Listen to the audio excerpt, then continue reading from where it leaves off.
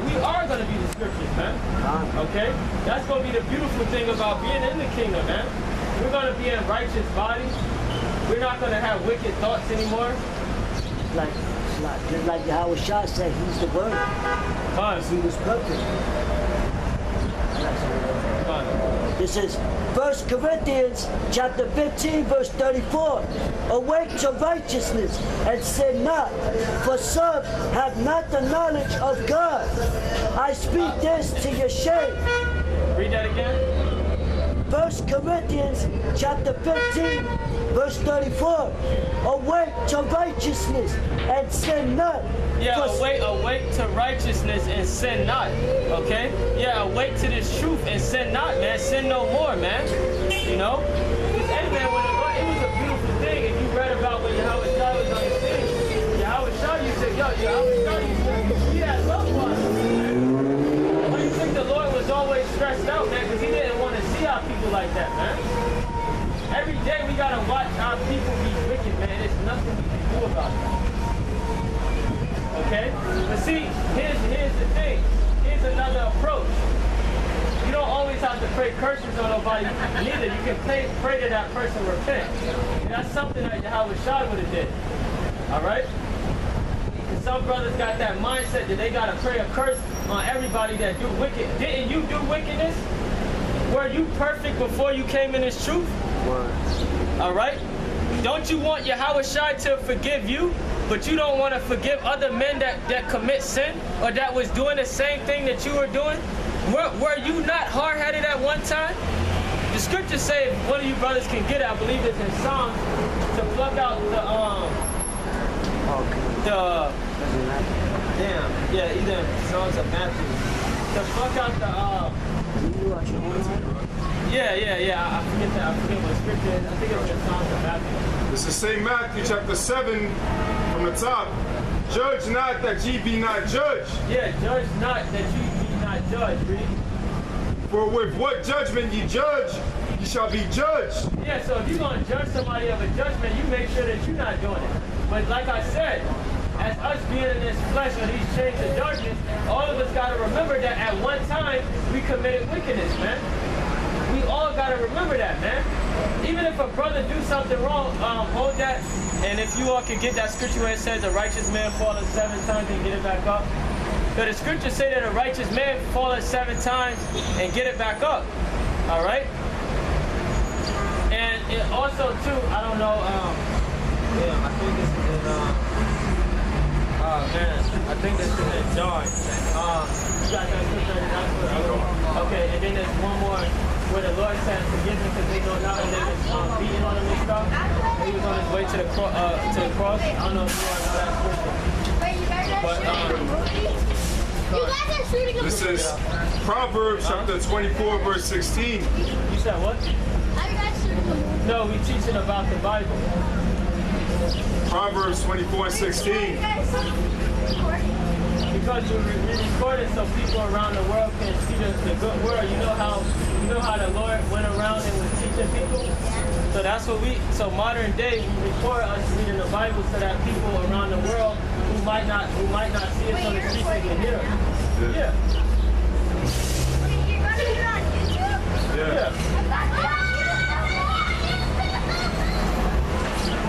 Proverbs 24 and 16. For a just man falleth 7 times and riseth up again. A just man falleth 7 times and rise again. Alright? Because even in the truth, you're gonna have some times where you where you might do something wrong. And again, a brother should forgive you because he wants to be forgiven, right? So like I said, how you want to be forgiven, but you don't want to forgive nobody if they do something wrong. Like if you see a nigga out here smoking weed, so you telling me that you never hit a spliff, or you never did something wicked, but when as soon as you see that, man, you're like, F that nigga, man. I'm gonna pray curses on that. But you didn't want nobody to do that to you before you came in the truth, man. All right. That's why some of you brothers in the truth gotta check yourself too, man. All right.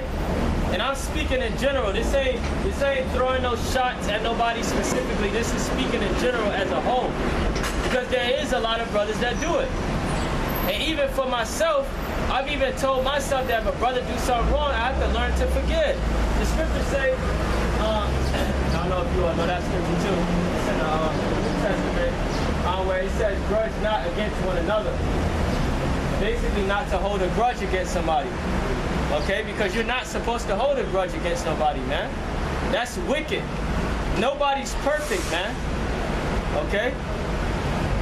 The only one that was perfect in his flesh was Yahweh Shai. Okay? You got one. Proverbs 24:16. For a just man falleth 7 times and riseth up again, but the wicked shall fall into mischief. Yeah, but the wicked shall fall into mischief. That's what the wicked does. The wicked keeps falling into more wickedness, and they lead themselves to the slaughter. All right? That's basically what the wicked does.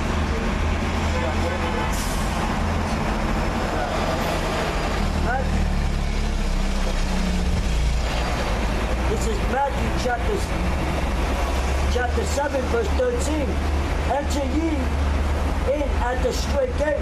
Yeah, the straight gate is the gate that we going down. Basically the hardship. All right? The hardship that the Yahweh Shai spoke about in Sirach, the 2nd chapter. For wide is the gate and broad is the way. Yeah, the wide gate that you all are going, which is what the world's going on.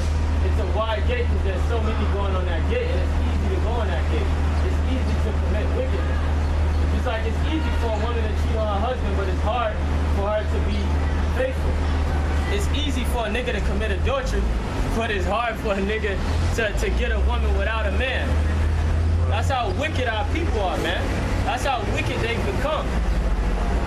I don't know if one of you all can find that story where you have a child went up in the village and started beating them with the 9-tailed thing. Yeah, more. Broad is the way that leadeth to destruction, and many there be which go in therein. Right. Yeah, so you know, a lot, like I said, a lot of these people followed on that wide gate, which is that wide gate to destruction. So, This is St. John chapter 2, verse 12. After this, he went down to Capernaum, he and his mother and his brethren and his disciples. And they continued there not many days. And the Jews' Passover was at hand, and Yahweh Shai went up to Jerusalem and found them in the temple, those that sold oxen and sheep and doves, and the changers of money sitting. And when he had made a scourge of small cords, he drove them all out of the temple. What's your name on YouTube? What's your name? oh, Army of Faith. Army of Faith Israelites. I'll go subscribe. Me too. And found them in the temple, those that sold oxen and sheep and doves, and the changers of money sitting. And when he had made a scourge of small cords, he drove them all out of the temple, and the sheep and the oxen, and poured out the changers' money, and overthrew the tables. Yeah, man, because they was doing all types of wickedness in there, man. You know, I believe there was, I forget what type of people was in there. Yeah, the Pharisees. You had the wicked Pharisees in there, all right? And Yahweh Shai seen them doing wickedness, and he went in there and started beating them, okay? And he was tearing that place up. I know you all seen the cartoon when he went in there, and it was, you know, they was doing whatever tactics they was doing or whatever, and he went in there. Say,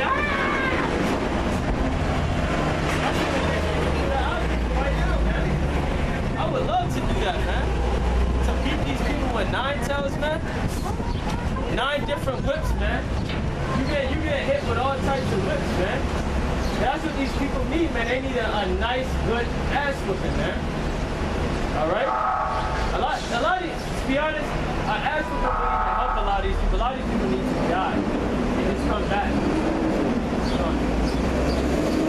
Proverbs chapter 14, verse 12. There is a way which seemeth right unto a man. Now, there is a way that seemeth right to a man.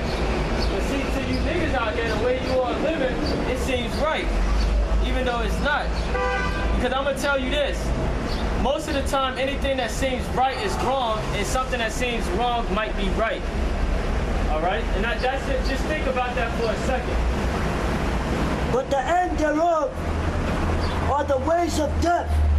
Yeah, but the end thereof are the ways of death. So, somebody might think, for instance, somebody might think, oh, it's all right to eat pork. It's fine. But then that's leading them to death, all right? And physically, it's beating your body down. Pork is an abomination. It's a filthy food, all right? The Lord strictly said not to eat pork in the Bible. But you got plenty of people that out here that love pork, all right? And they claim that they read the whole Bible, but the Bible strictly says not to eat pork. So what Bible did you read?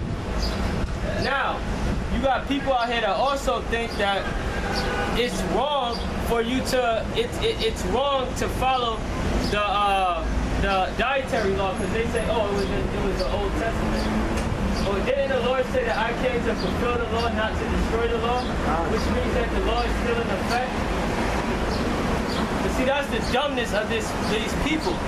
That's these people wanting to do what the hell they want to do, which is why they're gonna be destroyed if they don't repent. All right. What you got? This is St. Matthew chapter 10, verse, 10 verse 5. These 12 Yahushua sent forth and commanded them, saying, go not into the way of the Gentiles and into any city of the Samaritans, enter ye not, but go rather to the lost sheep of the house of Israel. Yeah, you're supposed to go to the lost sheep of the house of Israel. And that represents the Israelites 1 and 2. We've got a lot of adult people that claim to be in the truth that say that, oh, just because the color of his skin is white, he's not an Israelite. The scriptures say that the Spirit bears witness. This is a spiritual thing. This is not a physical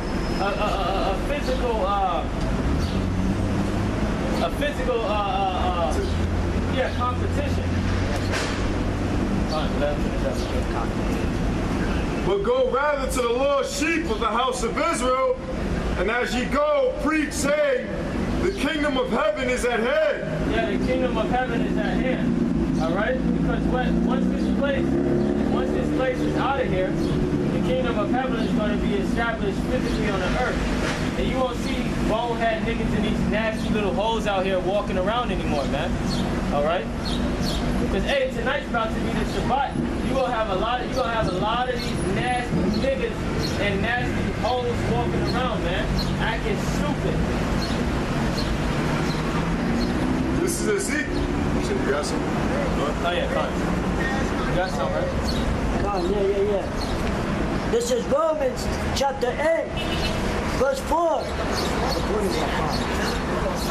That the righteousness of the law might be fulfilled in us, who walk not after the flesh, but after the Spirit. For they that are after the flesh do mind the things of the flesh. So run that back again. Go back up a little bit. Romans chapter 8, verse 4.